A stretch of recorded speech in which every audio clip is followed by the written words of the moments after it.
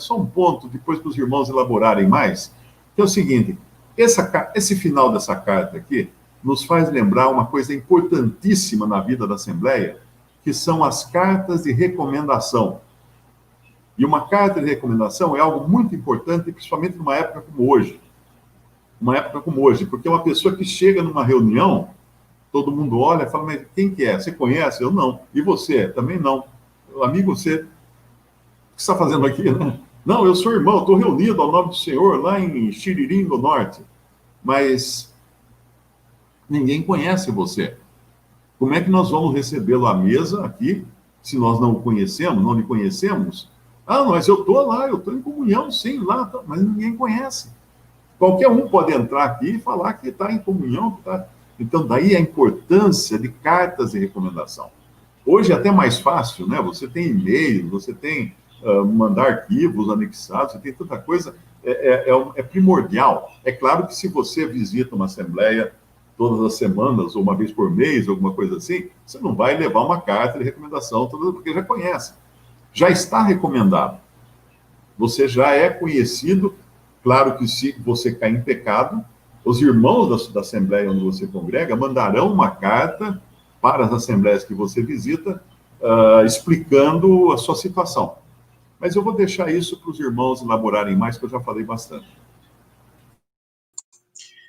É importante o que o Mário falou, porque muitos falam assim, mas espera, você não confia no seu irmão? Se ele está falando que ele está dando testemunho de que ele está reunido, por que não recebe só porque não conhece? Há um princípio na palavra de Deus que deve ser estritamente seguido por todas as assembleias, em todas as localidades, por boca de 2 ou 3 testemunhas. Ninguém pode ser testemunho de si próprio. O Senhor Jesus não deu testemunho de si próprio. Se bem que ele podia, porque ele não ia falar mentira. Ele não era impossível, mas ele deu testemunho de 2 ou 3. Ele falou a palavra, o Pai e as obras que eu faço. Essas testemunham de mim. Então, quando alguém vai visitar ou vai passar por uma cidade que sabe que tem irmãos e tal, é muito bom que pegue uma carta ou que avise os irmãos de 2 ou 3 irmãos dessa assembleia, comunique com a outra assembleia por meio de e-mail, de WhatsApp, quem for, mas está avisado. Isso é importante. E eu vou falar uma coisinha aqui agora, porque uma outra live eu falei sobre essas coisas de disciplina, né? E eu falei que não existe, eu não vejo na palavra de Deus nenhum lugar que fale em transferência de disciplina. Ou seja, o irmão caiu em alguma falha e foi disciplinado numa assembleia. Daí ele muda de lugar e essa assembleia vai transferir a disciplina dele para outra assembleia. Isso daí deve ser feito quando existe a comunicação entre as assembleias. Se esse irmão, por causa de negócio de trabalho, esse que está fora de comunhão, e muda, a assembleia da onde ele foi disciplinado deve, então, comunicar aos irmãos da outra assembleia e falar por a par do caso dele, mas a restauração deveria ser uma coisa, pelo menos, conjunta entre os dois, que houvesse harmonia. Por quê? Porque eles sabem o que aconteceu, eles sabem por que foi colocado fora de comunhão. E isso daí, alguns discordaram disso quando eu falei, mas a verdade é, quando uma assembleia liga, ou uma decisão aqui na Terra, é ligado nos céus. Para que essa decisão seja desligada, é necessário que quem ligou desligue. E a resposta que eu ouvi, o que eu li, pelo menos, da pessoa que estava falando, foi assim, então, quer dizer, se eu sair daqui e for visitar uma outra cidade, por exemplo, vou para os Estados Unidos, e eu, como todo homem, estando lá visitando os irmãos, levei a carta de recomendação, caio em pecado lá, eles me disciplinam, eu não posso mais mudar para a minha cidade?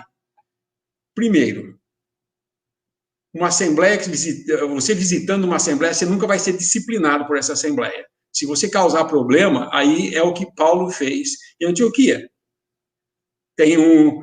Desceram alguns judeus alguns cristãos, se dizendo cristãos de Jerusalém, e começaram a instigar os irmãos de Antioquia de que eles tinham que circuncidar. O que Paulo faz? Paulo e Barnabé, eles saem de Corinto, de Antioquia, e vão até Jerusalém, passam por vários lugares, não comentam nada do que eles estão fazendo, não ficam espalhando o problema lá de Antioquia. Chegar em Jerusalém, eles sentam e conversam com os anciãos, e então o caso é resolvido. Ele vai lá e resolve o problema na assembleia local de onde o cara veio. Se alguém comete algum pecado fora da sua assembleia, esse irmão vai ser comunicado de que ele esteve em visita aqui e fez tal e tal coisa, e a Assembleia vai decidir sobre essa disciplina. Isso é muito importante. Nós, com essa situação que temos de Covid, essas coisas, a gente não tinha nem reunião, sabe? Não estávamos podendo nos reunir. Então, praticamente, as coisas concernentes à vida da Assembleia não eram tratadas, porque nós não estávamos reunidos. Como é que eu vou restaurar aqui comunhão se nós não estamos tendo no momento? Se ela quer ser restaurado para quê? Vamos esperar. E não há pressa. Todo mundo tem assim, joga aquele jargão já meio esfarrapado, né? Puxa, é falta de amor com o irmão que está em disciplina, deixar ele tanto tempo. Irmãos, disciplina é o último recurso de uma assembleia para a correção de um irmão que não houve assembleia. Tá? Então, não é falta de amor.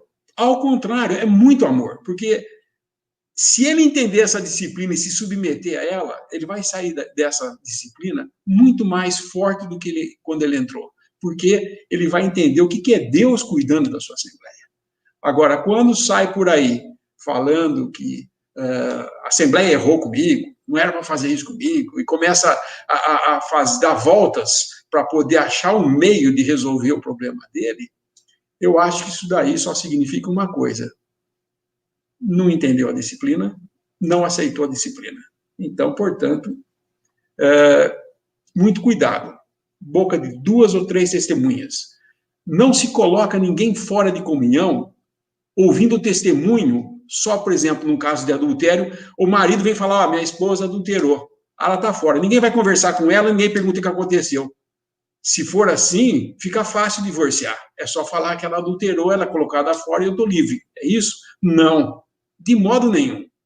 O Senhor está sempre cuidando para que seja por boca de 2 ou 3 testemunhas uma assembleia, toda a coisa seja assentada. Então, a cartinha, 2 assinando, 3 falando que está aqui em feliz comunhão, ele gosta de falar na escola dominical, ele prega o evangelho e dá o que ele pode fazer. É fiel ministro e assim por diante. Desculpa eu ir muito longe disso, mas eu acho muito importante sobre disciplina. Talvez uma vez a gente marcar aí uma reunião só para falar de disciplina, da Assembleia disciplinando.